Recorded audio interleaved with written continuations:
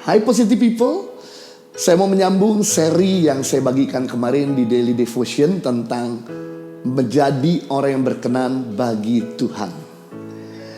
Di mana dalam Matius pasal 21 ayat 12, lalu Yesus masuk ke bait Allah dan mengusir semua orang yang berjual beli di halaman bait Allah.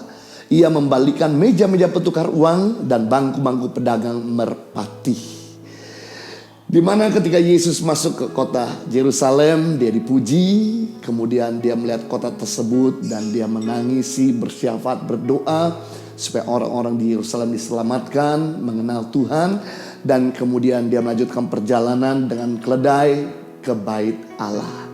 Jadi kita belajar kemarin bagaimana untuk kita menjadi orang yang berkenan bagi Tuhan. Yang pertama, kita perlu jadikan Tuhan di tempat pertama. Karena bait Allah bagi orang Yahudi adalah tempat suci, tempat kudus, tempat yang perlu diprioritaskan. Bahkan sampai hari ini orang-orang Yahudi selalu berdoa di pinggir tembok ratapan untuk mereka berdoa dan bersyafaat memohon kepada Tuhan, karena di situ tempat Tuhan mendengar doa mereka.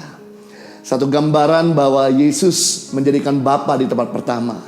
Atau kalau kita mau berkenan di hadapan Tuhan, kita perlu jadikan Dia idola dalam hidup kita. Karena barang siapa mengidolakan sesuatu, dia menjadi sesuatu yang dia idolakan.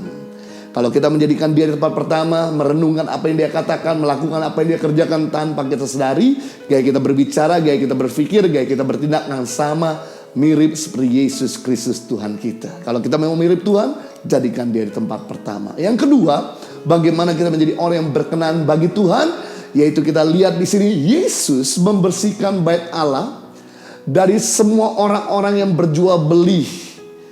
Di mana Yesus dalam Matius 21 ayat 12 masuk ke bait Allah dan mengusir semua orang yang berjual beli di bait Allah, di halaman bait Allah. Kenapa Yesus mengusir para pedagang tersebut? Apakah salah orang perlu hidup dengan hasil dagangan? Karena waktu itu sejarahnya bahwa para pedagang dengan para imam, kepala-kepala rumah ibadah, mereka saling bersepakat, berkong kali kong untuk mereka bisa mendapatkan keuntungan yang besar bersama-sama. Jadi bagi para pedagang dia menaikkan dengan harga yang tinggi, dan kemudian bagi para imam, yaitu mereka menolak semua orang-orang yang membawa persembahan hewan dari rumahnya sendiri. Karena waktu itu biasanya menjelang Paskah, di mana ada 300.000 orang datang di Yerusalem untuk mempersembahkan korban di bait suci.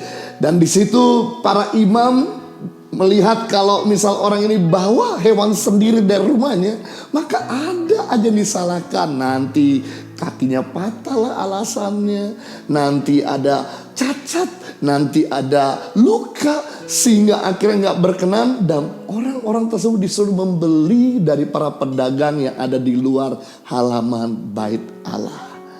Dan kesian bagi orang-orang yang sederhana, mereka tidak punya uang banyak, mereka harus ditekan dengan harga yang tinggi. Disitulah Yesus ketika melihat motivasi mereka berdagang untuk kepentingan mereka, langsung Yesus jungkir balikan, bongkar, bersihkan dan sucikan.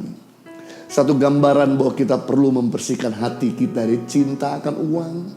Kalau kita mau berkenan di hadapan Tuhan, yang kedua syaratnya kita jangan serakah, jangan greedy. Apa saja mau diuntungkan, apa saja mau dikentit, apa saja mau dikorup. Perlu di sini kita memiliki hati nurani yang murni sebagai anak Tuhan.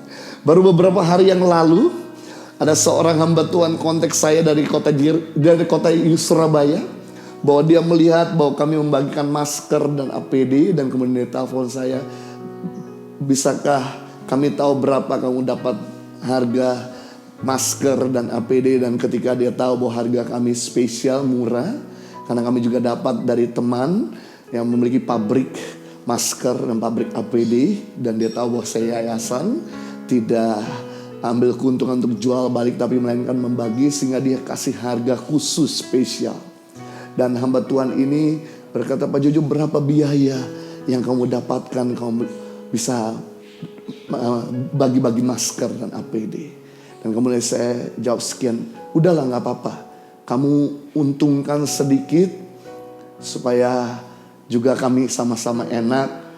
kamu bisa kirim ke kami, kota Surabaya, dan supaya kami bisa bagikan. Saya langsung sampaikan begini kepada teman saya, bro, saya ini kalau kamu tuh tujuannya membagi, saya gak mau ambil keuntungan. Saya aja di yayasan, saya kerja, saya mikirin, kita juga 24 jam 7 hari bagaimana terus memanage agar yayasan ini bisa berjalan bersama dengan istri, bersama dengan Henny.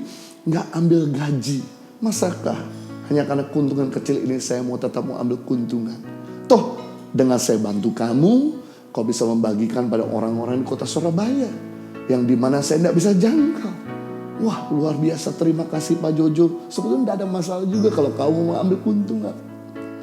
Saya tahu bahwa Tuhan Yesus tidak suka kalau kita sebagai hamba Tuhan selalu greedy, serakah, selalu apa saja mau dikentit, apa saja mau diuntungkan, yang memaksa orang harus terus membayar perpuluhan di tempat ini. Kita harus tahu bahwa kita harus memotivasi orang, membuka pikiran orang. Jangan sampai orang itu memberi tapi dengan terpaksa karena diintimidasi. Izinkanlah orang itu memberi dengan sukarela, dengan sukacita. Kita lihat bahwa ternyata cinta akan uang akar segala kejahatan. 1 Timotius pasal 6 ayat yang ke-10, karena akar segala kejahatan ialah cinta uang. Sebab oleh memburu uanglah beberapa orang telah menyimpang dari iman dan menyiksa dirinya dengan berbagai-bagai duka. Kita bisa melihat rupanya akar segala kejahatan, berarti bibit cikal bakal kejahatan yang kita lihat di televisi, yang mungkin kita buat kepada orang di sekeliling kita. Akarnya satu, motifnya satu, yaitu cinta uang. Kalau kita mau beres dalam kehidupan, jangan cuma cabut daun, jangan tebang batang. Kalau kita cabut daun, tebang batang, maka beberapa hari, minggu kemudian daun yang baru, batang yang baru muncul. Kalau kita mau beres hidup kita, cabutlah akarnya, bersihkanlah akar cinta akan uang. Maka kita memiliki cinta akan Tuhan. Kita bisa membedakan antara orang cinta Tuhan dengan cinta uang. Apakah hidup yang menghasilkan buah-buah kejahatan atau buah-buah kebaikan? Yang lebih mengerikan, sebab oleh memburu uanglah beberapa orang telah menyimpang dari iman. Yang buat iman kita kandas, yang membuat iman kita hancur, membuat iman kita justru down, membuat kita meninggalkan Tuhan. Sebetulnya bukan problem, tapi cinta uang. Kenapa hari-hari ini orang imannya mulai kendor? Karena disebabkan dia kehilangan pekerjaannya, mulai ketakutan karena mereka menempatkan uang di atas Tuhan. Padahal Tuhanlah yang memelihara hidup kita. Kalau burung-burung di udara Tuhan pelihara, bunga batukung di tanaman Tuhan hiasi, apalagi kita sebagai manusia, masakah Tuhan tidak bisa cukupkan kebutuhan kita? Iman kita jadi melempem disebabkan karena kita menempatkan uang dari Tuhan. Saya bersama istri belajar untuk hidup dengan iman selama 3 minggu ini. Kami gak pelayanan di luar, kami justru pelayanan di daily devotion dan juga di tangan pengharapan community. Semua kami pakai rekening yayasan untuk terus memikirkan bagaimana supaya anak-anak, guru-guru tetap bisa terpelihara, untuk kita bisa tetap menjangkau dalam keadaan kondisi seperti ini. Tapi nyatanya iman kami bangkit. Kenapa? Pemeliharaan sungguh nyata. 1 bulan rekening kami gak ada pemasukan. Tiba-tiba 1 minggu terakhir ada orang yang tiba-tiba telepon ingin memberikan biaya buat anak sekolah. Ada orang kemudian kasih berikan ke rekening kami pribadi untuk kebutuhan kami sehari-hari. Membuktikan ketika kita menempatkan Tuhan di tempat pertama lebih daripada uang, maka kita akan melihat sumber.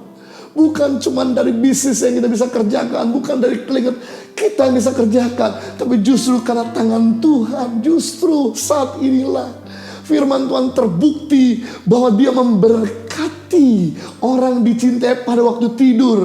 Ketika kita mengutamakan kerajaan Allah dan kebenaran, maka semua ditambahkan. Justru ketika kita menempatkan Tuhan yang pertama, iman kita bangkit. Hari-hari ini kami semakin cinta Tuhan. Kami selalu bergandengan tangan bersama dengan keluarga untuk bersyukur atas kebaikan Tuhan dan pemeliharaan Tuhan yang begitu luar biasa.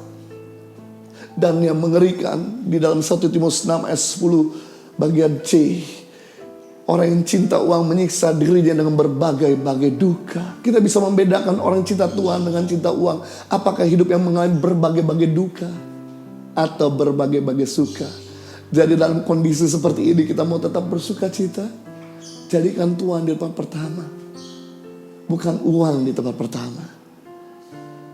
Tapi kalau kita sebaliknya menempatkan uang di tempat pertama, kalau kita cinta uang lebih daripada cinta Tuhan, sekalipun kita hidup mapan, sekalipun kita hidup berkelimpahan, sekalipun kita punya follower banyak, punya kedudukan yang tinggi, kita akan mengalami berbagai-bagai duka. Apa saja kita jadi orang yang gampang emosional. Jadi kita bisa lihat di sini ternyata saya perhatikan Bapak Ibu positive people, ketika kami menangani konseling selama kami tinggal di Indonesia 14 tahun ini, dari Indonesia bagian barat sampai timur, 80% pernikahan yang terjadi di Indonesia disebabkan karena mereka menempatkan uang lebih daripada Tuhan, menempatkan uang lebih daripada keluarganya. Berarti kalau kita menempatkan Tuhan dan kemudian keluarga lebih daripada uang, maka 80% pernikahan kita, rumah tangga kita bahagia. Suatu kali ada seorang bapak yang baru saja membeli mobil mewah, itu mobil Mercedes-Benz. Dan kebetulan seorang bapak ini adalah seorang yang bukan cuma rajin kerja di kantor, tapi juga suka dia memperbaiki rumahnya dengan palu. Nah, suatu ketika dia pergi dengan mobil yang berbeda ke kantor, dan kemudian anak tersebut lihat palu seperti biasa, bahwa anak itu selalu peniru yang ulung. Apa yang dilakukan sama orang tua akan dilakukan oleh anak. Dia ambil palu dan kemudian dia pukul-pukul barang, dia pecah-pecahin. Dan kemudian dia lihat mobil Mercy ayahnya yang baru, yang dilakukan dia pukul-pukul sampai mobil tersebut penyok dan kacanya pecah. Dan kemudian ketika ayahnya kembali ke rumah, dia lihat mobilnya hancur. Dan ketika diketahui bahwa anak yang pukul-pukul dengan martir, ayahnya lepas kendali. Dan kemudian dia pukul tangan anaknya dengan martil, dengan palu tersebut, sampai remuk darah, kemudian mengalir. Dan kemudian anak itu ketika histeris, langsung dia sadar, bawa ke rumah sakit. Sampai di rumah sakit dokter berkata, tidak ada cara lain, karena tangannya sudah hancur, harus diamputasi. Dengan menyesal, dan kemudian anak ini dibius, dan kemudian diamputasi kedua tangannya. Dan kemudian ketika anak ini sadar, ayahnya berkata, I'm sorry my son. Apa yang telah papa buat? Anak kemudian berkata, it's okay papa. Cuman saya mau nanya pak, kapan tangan saya bisa tumbuh kembali? Kapan tangan saya bisa keluar, muncul kembali? Ayah tambah menyesal. Dia tambah menangis.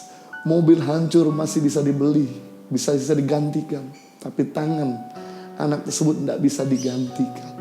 Kita bisa melihat ketika kita menempatkan uang di atas Tuhan, di atas keluarga, maka kita akan mengalami berbagai duka.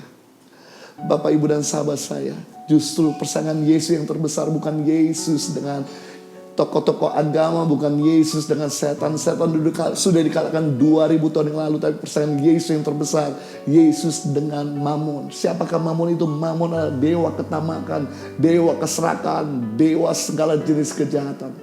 Mamon adalah dewa ketamakan, dewa keserakahan, dewa segala jenis kejahatan. Matius pasal 6 ayat 24. Tak seorang pun dapat mengabdi kepada dua tuan, karena jika demikian ia akan membenci yang seorang dan mengasihi yang lain. Ia akan setia kepada yang seorang dan tidak mengindahkan yang lain. Kamu tidak dapat mengabdi kepada Allah dan kepada Mamon. Berarti Yesus sudah menjelaskan bahwa tidak ada seorang pun di dunia ini yang sanggup mengabdi kepada dua tuan.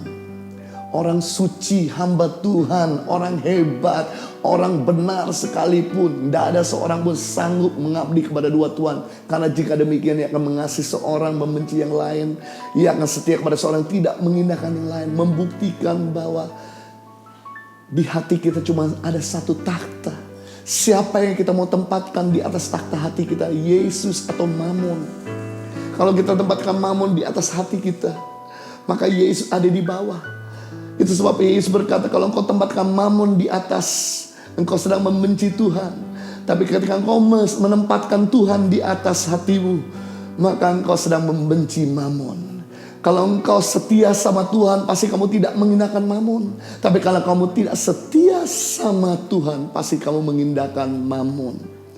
90% orang jatuh karena cinta uang. Sebuah data menuliskan 90% seseorang jatuh karena uang, 7% karena wanita, dan 3% karena tahta. Kita bisa melihat begitu banyak orang-orang yang hancur hidupnya karena uang. Gehazi harusnya mendapat pengurapan 3 kali lipat dari Elisa.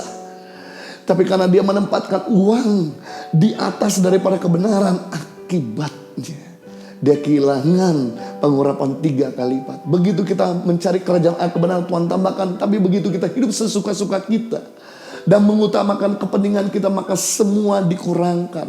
Jadi kita hidup hari ini berdasarkan apa yang kita kerjakan di masa lalu.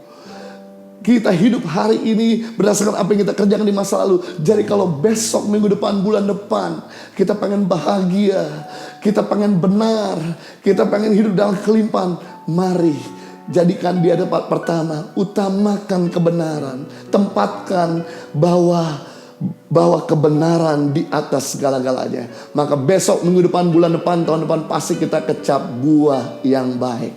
Live a better life. Tuhan memberkati.